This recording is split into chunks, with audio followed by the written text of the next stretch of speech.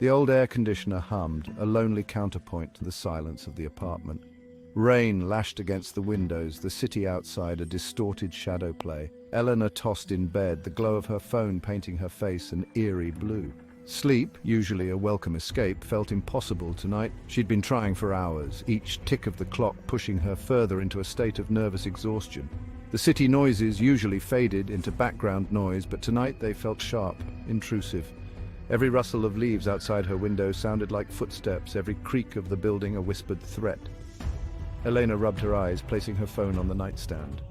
Maybe a glass of water would help. As she swung her legs off the bed, her phone buzzed. A chill ran down her spine. The water helped, easing the dryness in her throat. Back in bed, Elena tried to relax, focusing on her breathing. Just as her eyelids began to feel heavy, her phone buzzed again. Annoyance warred with the prickle of fear. It was the same app, a simple new message request. Sighing, she picked up the phone, curiosity overriding her better judgment. The message was blank. No sender, no content, just an empty chat box. Elena frowned, a shiver running down her spine. Maybe it was a glitch, a bug in the app. She tried to shake off the feeling of unease, but it clung to her like a damp fog. Another buzz, this time accompanied by a soft chime. Her blood ran cold. It wasn't a notification sound she'd ever heard before. This time the message request wasn't blank, a single line of text, stark and chilling. "I see you." Eleanor's hand trembled as she blocked the unknown sender, her breath catching in her throat. She wanted to scream, to run, but her feet felt rooted to the spot. Logic warred with the primal fear gripping her. It was just a message, a sick joke, but the words echoed in the silence of her apartment, each repetition amplifying her terror. Another notification, this time a picture. Her blood ran cold. It was her, asleep in bed just moments ago. The angle was wrong, too high to be taken from her phone on the nightstand. The room was plunged in darkness, the only light coming from the streetlights filtering through the blinds. Her breath came in ragged gasps, her chest constricting with terror. Section 4. Fear's cold grip. Eleanor fumbled for her phone, its cool surface a small comfort in the chilling darkness. The screen flickered to life, illuminating her pale, terrified face.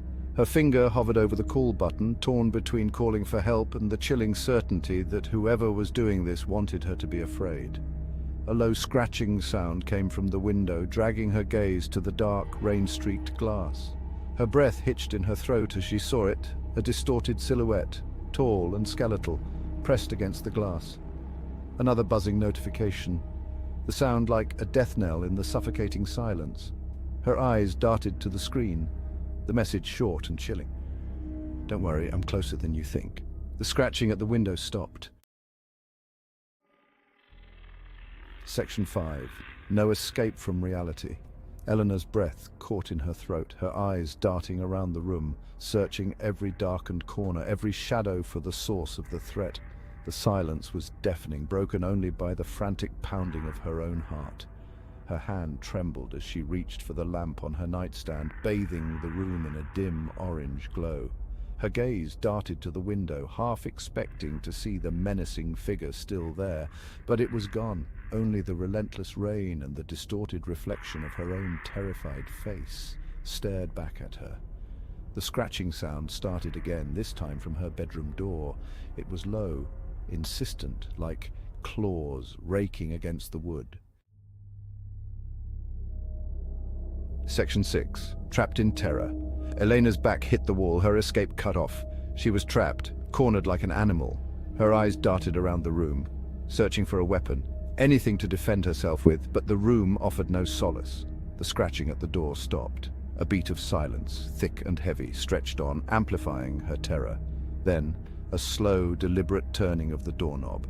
The metallic click of the latch seemed to echo in the silence. The door creaked open slowly, deliberately. The shadows from the hallway stretched into the room like grasping claws. The last thing she heard before the darkness swallowed her whole was a voice, a low, guttural whisper right next to her ear. "Did you really think you could hide?"